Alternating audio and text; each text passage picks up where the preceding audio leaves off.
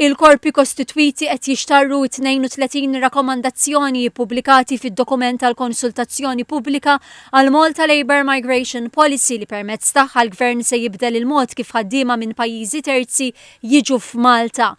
Fl-ewwel reazzjoni ma' TVM News, il-kap eżekuttiv tal-UHM Voice of the Workers Joseph Vella fisser dan l-istudju bħala wieħed tajjeb u li hemm bażi b'saħħitha li fuqha jistgħu jkomplu jibnu għalli fil-proċess ta' konsultazzjoni se jkunu qed jipproponu affarijiet differenti. Waħda mir-reazzjonijiet li għamilt anke fl-MCS dik kienet isma' importanti li nagħtu każ l-aspett ta' housing fejn tidħol immigration policy u pjanijiet bħal daw. Raġuni hija li la rridu nabbużaw minn ħaddiema barranin u allura nispiċċaw xi 10 ġo 3-bedroom apartment, però rridu nieħdu ħsieb ukoll iċ-ċittadini Maltin u Mawċin u l-ħajja ta' kwalità tagħhom.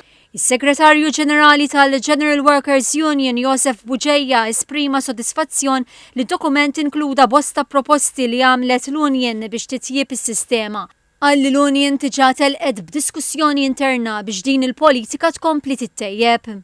Naqblu li l-gvern idaħħal restrizzjonijiet biex ma jkunx hemm ħafna turnover, però il-sajz tal-kumpanija fejn il-gvern qed jgħid minn 0 sa 9 huma eżentati fejn inti għandek 95% tal-organizzazzjonijiet tax-xogħol huma dak il-livell, mela allura jista' jkun hemm lok ta' abbuż u allura nemmnu li għandu anke hemmhekk jiġu aktar restrittivi. Il-President tal-Kamra tal-Intrapriżi Żaru Medji Paula Bela saħaq li l-pajjiż ma jistax ma jkollux ħaddiema barranin u appella biex din ir-riforma ssir b'kawtela. L-elezzjoni tagħna hija pożittiva, aħna naqblu li għandu jkun hemm riformi, aħna nisperaw li dal-dokument dal-Migration Policy ħajkun ta' suċċess għal Malta u nappellaw ukoll il-Ministru u l-Gvern li anke meta nagħmluh hekk ikun hemm bżonn inbidlu. Kien hemm affarijiet li aħna diġà tajna r-reazzjoni tagħhom jiena per-każu li l-paga tidħol fl-account. Naqbel imma jekk ma jiftħolux account il-banek, x'ta tagħmel ġifieri ma tħallsux. Allura wieħed irid jara li anke l-miżuri li nagħmlu ma jkunux diskriminatorji anke mal-ħaddiema. Joseph Farrugia fisem il-Malta Employers Association qal li f'kuntest fejn madwar terz tal-ħaddiema f'Malta mhumiex Maltin, żgur li hemm bżonn ta' policy li tindirizza dan il-fenomenu f'pajjiżna.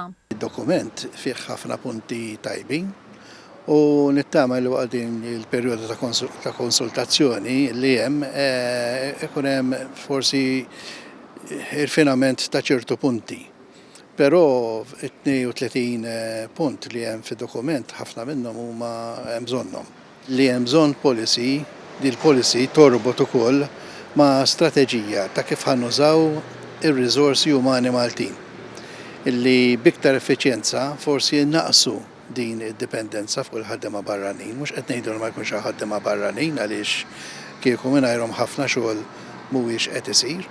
Min-naħa l-oħra laqa miżuri li jiddaħlu biex jirregolaw l-ingaġġ tal-ħaddiema barranin u temping agencies bilan li jkollok suq tax-xogħol li jimxi kif suppost.